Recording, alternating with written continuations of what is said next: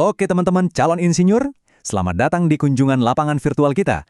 Yuk kita tinggalin dulu sejenak teori di kelas dan langsung loncat ke jantungnya proyek, persiapan lahan dan pekerjaan tanah untuk konstruksi jalan. Langsung ke intinya ya, jauh sebelum kita lihat ada aspal hitam yang mulus, ada pekerjaan yang mungkin nggak kelihatan, tapi justru ini yang paling krusial.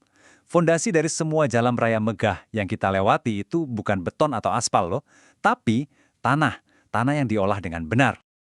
Tolong pesan ini diingat baik-baik. Ini bukan sekedar pekerjaan teknis. Ini soal tanggung jawab besar. Integritas kalian sebagai insinyur nanti dipertaruhkan bukan di atas aspal yang kinclong, tapi di setiap jengkal tanah yang kalian siapkan di bawahnya. Oke, kita masuk ke bagian pertama, fondasi jalan. Ini bukan cuma mindahin tanah dari satu tempat ke tempat lain ya. Ini tuh seni. Seni rekayasa buat menciptakan dasar yang super kokoh, yang sanggup nahan beban ribuan kendaraan setiap hari. Jadi, langkah paling awal di lapangan itu ngapain sih?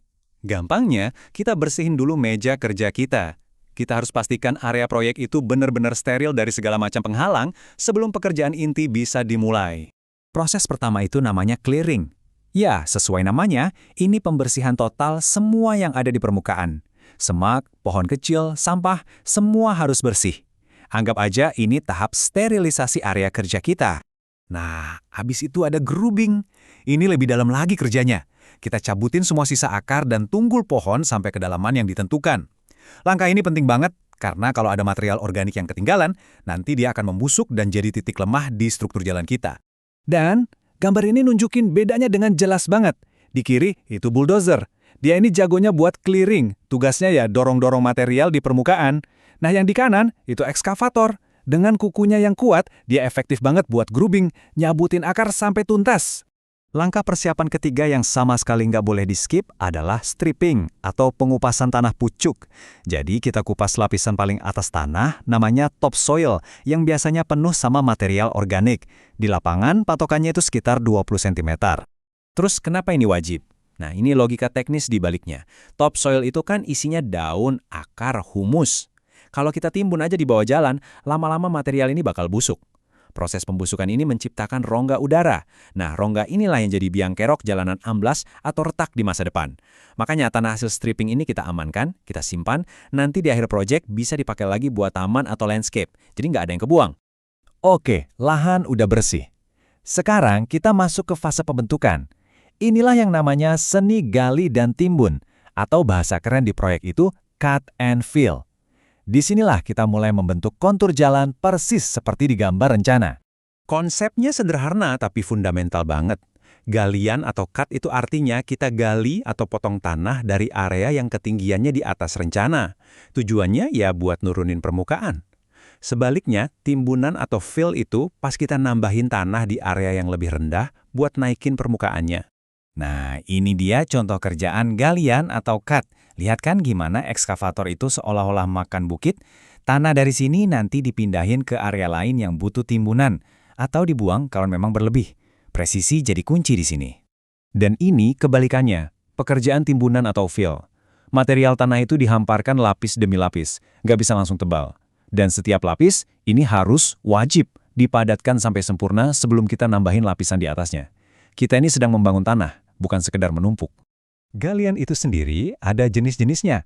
Yang paling sering ya galian biasa. Tapi kadang kita ketemu musuh besar, galian batu. Ini tantangannya beda. Kita butuh alat khusus namanya breaker. Itu kayak palu hidrolik raksasa. Atau bahkan pakai peledakan terkontrol. Nah, disinilah kontrol jadi krusial banget. Salah gali sedikit aja, kelebihan atau overcut, itu artinya kita harus nimbun lagi pakai material bagus yang mahal. Itu sama aja buang-buang biaya dan waktu. Oke, kita udah bersihin, udah gali, udah nimbun. Sekarang pertanyaan selanjutnya, gimana kita mastiin timbunan kita itu benar-benar kuat?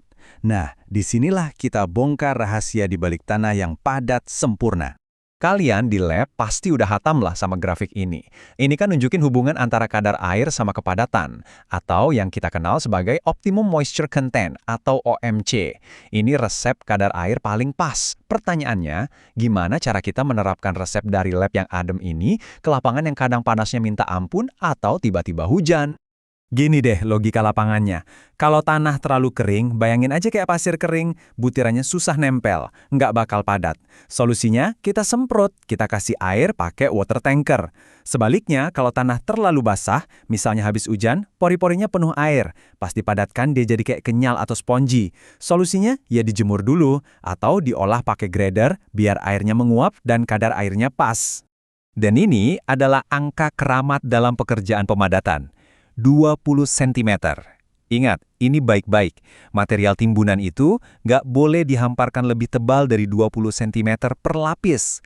Kenapa? Simple. Karena energi dari alat pemadat itu nggak akan sanggup menembus sampai ke dasar kalau lapisannya ketebalan. Jadi, siklus pemadatan di lapangan itu kayak gini, muter terus. Pertama, material diuji di lab buat cari OMC-nya. Kedua, kita hamparkan di lapangan. Ingat, maksimal 20 cm. Ketiga, kadar airnya kita cek dan sesuaikan di tempat. Keempat, gilas dengan alat pemadat. Kelima, nah ini gerbang kontrol kualitasnya. Kita uji kepadatannya langsung di lapangan, misalnya pakai tes Sencon. Baru kalau lulus tes, kita boleh lanjut ke lapisan berikutnya. Siklus ini diulang terus-menerus. Sebagai penutup, yuk kita tarik semua benang merah teknis ini kembali ke hal yang paling dasar bagi seorang insinyur, yaitu integritas. Dengerin baik-baik, semua pekerjaan yang kita bahas tadi itu nggak akan kelihatan begitu jalannya jadi dan di aspal. Tapi, justru itulah yang menentukan segalanya. Kualitas fondasi adalah cerminan langsung dari integritas dan kehormatan kalian. Oke, itu tadi pembahasan kita. Sekarang, saya mau kasih tantangan buat kalian.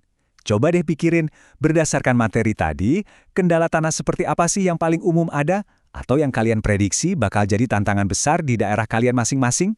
Coba diskusikan. Terima kasih.